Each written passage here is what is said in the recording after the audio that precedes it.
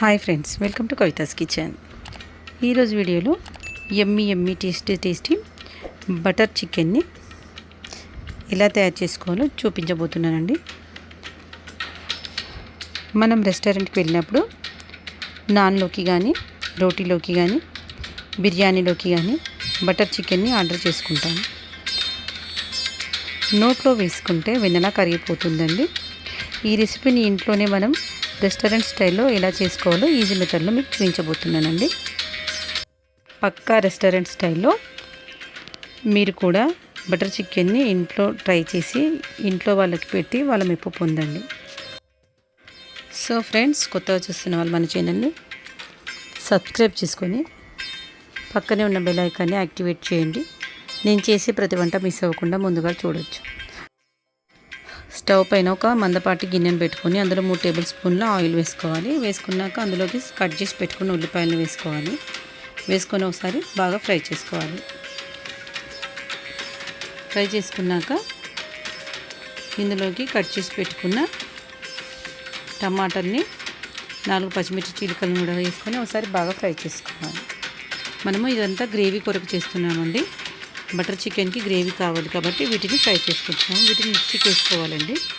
ఇందులోకి ఒక గుప్పెడు కాజును కూడా వేసుకోవాలి. చూస్తున్నారు కానీ సబ్స్క్రైబ్ చేయట్లేరబ్బా, చూసి వదిలేస్తున్నారు. కొంచెం సబ్స్క్రైబ్ చేయాలి మీరు.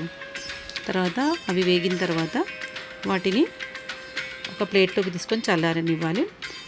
ఇక్కడ బటర్ వేసినందుకు మనకు గిన్నెది అడుగు పట్టేసిందండి.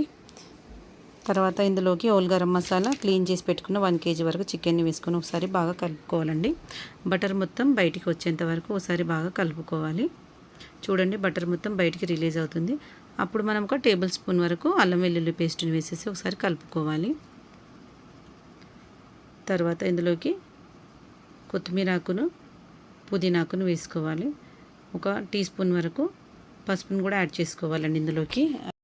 ఇందులోకి 1 టీ స్పూన్ వరకు మిరియాల పొడిని కూడా యాడ్ చేసుకోవాలి. తర్వాత 2 టీ స్పూన్ల వరకు ధనియాల పొడిని, 1/2 టీ స్పూన్ వరకు గరం మసాలాను కూడా వేసుకోవాలి. వేసుకున్నాక మొత్తం ఒకసారి బాగా కలుపుకోవాలి. చికెన్లోంచి వాటర్ మొత్తం బయటికి వచ్చేస్తున్నాయండి. మొత్తం వాటర్ ఇవాపరేట్ అయ్యే వరకు బాగా కలుపుకోవాలి. తర్వాత ఇందులోకి బిర్యానీ ఆకును, 1 టీ స్పూన్ వరకు జీలకర్ర పొడిని కూడా యాడ్ చేసుకోవాలండి. జీలకర్ర పొడిని వేసుకున్నాక ఒకసారి బాగా కలుపుకోవాలి.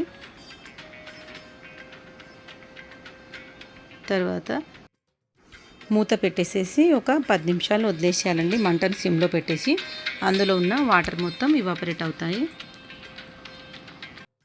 చికెన్ అనేది బటర్లో ఉడుకుతుందండి. ముక్క మొత్తం సాఫ్ట్గా తయారవుతుంది. తర్వాత మూత తీసేసి ఇందాక మనం ఫ్రై చేసి మిక్సీకి వేసి పెట్టుకున్న పేస్ట్ని ఇందులోకి యాడ్ చేసుకోవాలి. పేస్ట్లో ఉల్లిపాయ, టమాటా, కాజు 3ని పేస్ట్ చేసుకున్నామండి. ఈ 3ని పేస్ట్ చేసుకున్న తర్వాత మనం ఈ కర్రీలోకి కలుపుకోవాలి. దీనివల్ల మనకు గ్రేవీ అనేది టేస్ట్గా ఉంటుంది. ప్లస్ మనకు కర్రీ చపాతీలో తినడానికి మనకు గ్రేవీ ఉంటుందండి.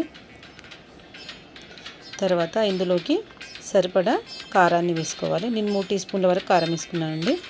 స్పైసీ తినాలనుకునేవారు కొంచెం ఎక్కువ కూడా వేసుకోవచ్చండి కారము.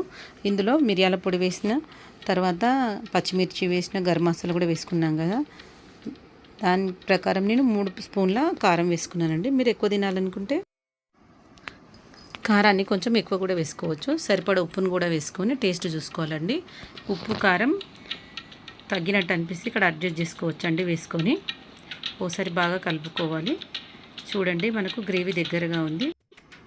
ఇక్కడ 1 కప్పు వరకు చిక్కటి పెరుగుని యాడ్ చేసుకోవాలండి. పెరుగు వేసుకున్నాక ఒకసారి బాగా కలుపుకోవాలి. మనము పెరుగు బదులు ఫ్రెష్ క్రీమ్ కూడా వేసుకోవచ్చండి. ఇక్కడ చూడండి, మనకు ముక్క అనేది సాఫ్ట్గా అయ్యింది.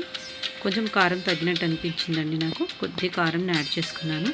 ఇక్కడ మనం కారం, ఉప్పు అడ్జస్ట్ చేసుకోవచ్చండి. ఇక్కడ నేను అమూల్ బటర్ని వేసుకున్నానండి. చూడండి, 1 ముక్క వరకు వేసుకున్నాను. తర్వాత ఇందులోకి కొద్దిగా కొత్తిమీర ఆకును కూడా వేసుకున్నానండి. వేసుకొని ఒక్కసారి పైన కలుపుకోవాలండి. తర్వాత ఇందులోకి 1/2 గ్లాస్ వరకు మాత్రమే వాటర్ యాడ్ చేసుకోవాలి. ఎక్కువ వేయొద్దండి. 1/2 గ్లాస్ వరకు వాటర్ యాడ్ చేసేసుకొని ఒక్కసారి కలిపినట్టు చేసేసి కొత్తిమీర వేసేసి మూత పెట్టి ఒక మంటను సిమ్లో పెట్టాలండి. ఎందుకంటే బటర్ వేసినాం కదా, మనకు అడుగు పట్టేస్తుంది. చూడండి, మూత తీసి చూస్తే మనకు గ్రేవీ రెడీ అయిపోయింది. మొత్తం బటర్ పైకి తేలుతుందండి. చూడండి, మనకు గ్రేవీ చూస్తుంటేనే టెంప్టింగ్గా అనిపిస్తుంది. దీన్ని వేడివేడి రైస్తో కానీ పుల్కాలో కానీ వేసుకొని తింటే సూపర్ అంటే సూపర్గా ఉంటుందండి. మీరు కూడా మీకు వీలైన టైంలో ట్రై చేసి ఎలా వచ్చిందో నాకు కామెంట్ బాక్స్లో తెలియజేయండి. ఇంకా వెరైటీ కుకరీస్ కోసం కవితాస్ కిచెన్ ఛానల్ని సబ్స్క్రైబ్ చేసుకోండి. మీ ఫ్రెండ్స్కి, మీ రిలేటివ్స్కి షేర్ చేయండి. మీరు మాత్రం డెఫినెట్గా ఈ రెసిపీని ట్రై చేసి చూడండి. స్టవ్ ఆఫ్ చేసిన తర్వాత కొత్తిమీర ఆకులు వేసేసుకొని వేడి పుల్కాలోకి కానీ వేడి రైస్లో కానీ వడ్డించుకొని తినండి. Thanks for watching Kavitha's kitchen. Thank you.